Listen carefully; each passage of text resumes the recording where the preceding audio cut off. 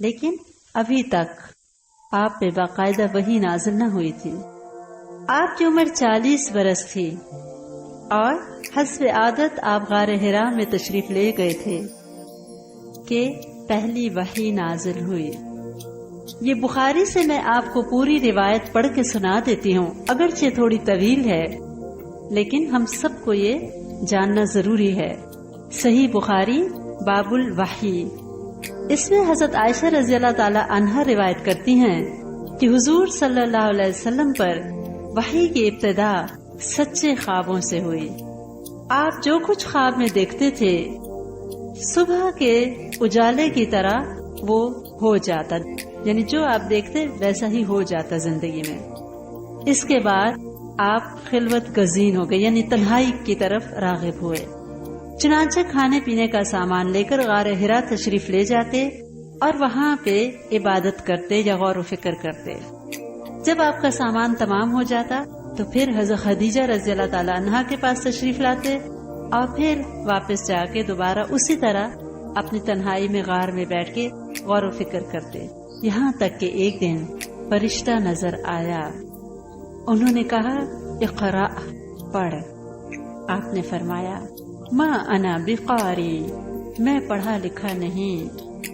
اس نے زور سے دبایا، آپ صلی اللہ علیہ وسلم کا بیان ہے، اور پھر مجھ کو چھوڑ دیا اور کہا اقرأ، پڑھ۔ فقلت ما انا بقاری، میں نے پھر کہا میں پڑھا ہوا نہیں۔ پھر اس فرشتے نے دوبارہ مجھے زور سے دبایا اور چھوڑ دیا اور کہا اقرأ، پڑھ۔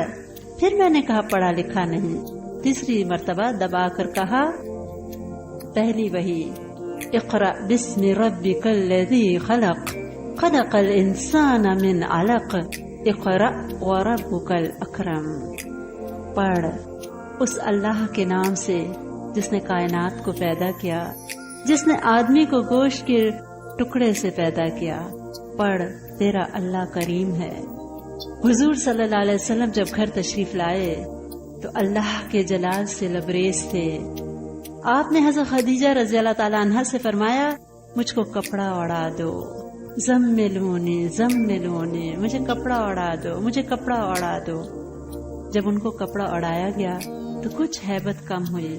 پھر حضرت خدیجہ رضی اللہ تعالی عنہا سے تمام واقعہ بیان کیا اور کہا مجھ کو ڈر ہے۔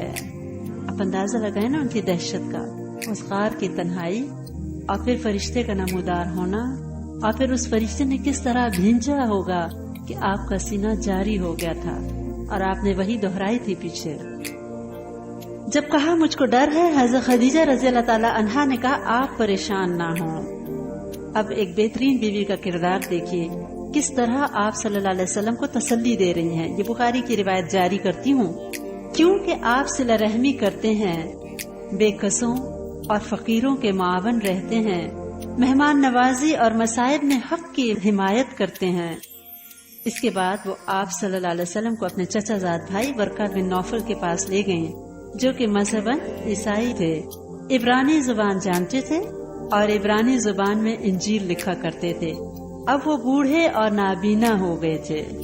حضرت خدیجہ رضی اللہ تعالی عنہا نے کہا اپنے بھتیجے یعنی حضور صلی اللہ علیہ وسلم کی باتیں سنیں۔ وہ کہنے لگے اے بھتیجے آپ نے کیا دیکھا؟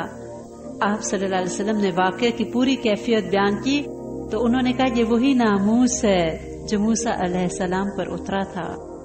کاش مجھ میں اس وقت قوت ہوتی اور زندہ رہتا جب آپ کی قوم آپ کو شہر بدر کرے گی۔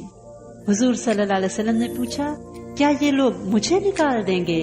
ورقہ نے جواب دیا ہاں، جو کچھ آپ پر نازل ہوا جب بھی کسی پر نازل ہوتا ہے تو دنیا اس کی دشمن ہو جاتی ہے، اور اگر میں اس وقت تک زندہ رہا تو آپ کی بھرپور مدد کروں گا۔ لیکن اس کے بعد ورقہ بن نوفل کا جلد ہی انتقال ہو گیا اور ساتھ ہی وحی کا بھی سلسلہ کچھ دن رک گیا۔ یہ پوری حدیث ہے، آپ لوگ خود بھی کبھی ضرور پڑھیں بخاری میں۔ اس وقت تک 5 نمازیں فرض نہ تھیں۔ آپ سب جانتے ہیں کہ 5 نمازیں تو معراج کا تحفہ ہیں، لہذا آپ صلی اللہ علیہ وسلم اکثر نوافل پڑھتے اور حضرت خدیجہ رضی اللہ تعالیٰ عنہا بھی آپ کے ساتھ ساتھ نوافل میں شریک ہوتے ہیں۔ ابن سعد کہتے ہیں حضور صلی اللہ علیہ وسلم اور حضرت خدیجہ رضی اللہ تعالی عنہا ایک عرصے تک خفیہ طور پر نماز پڑھا کرتے تھے۔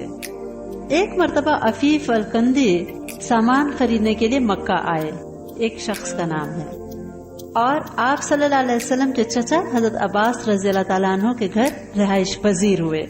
کہا جاتا ہے وہ عطر وغیرہ کی خرید و فروخت کے لیے مکہ آئے تھے۔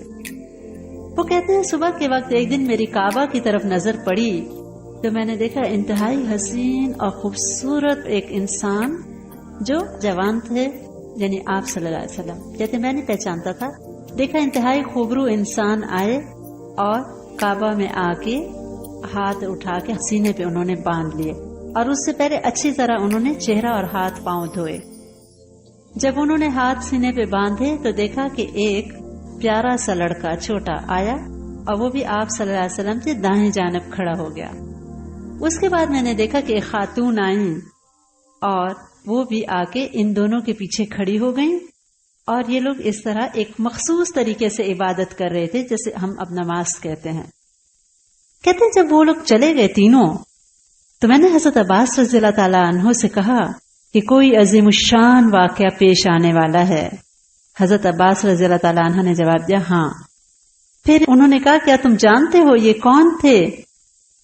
انہوں نے کہا نہیں۔ تو فرمایا یہ میرا بھتیجا محمد صلی اللہ علیہ وسلم ہے، اور یہ جو دوسرا چھوٹا بچہ ساتھ کھڑا تھا یہ بھی میرا بھتیجا علی رضی اللہ تعالیٰ عنہ ہے، اور وہ جو خاتون تھی ان کی بیوی خدیجہ رضی اللہ تعالیٰ عنہا ہے، اور میرے بھتیجے کا خیال ہے کہ اس کا مذہب پروردگار عالم کا مذہب ہے، اور وہ جو کچھ کرتا ہے اس کے حکم سے کرتا ہے، اور دنیا میں جہاں تک مجھ کو علم ہے اس خیال کے صرف یہ تین ہی لوگ ہیں۔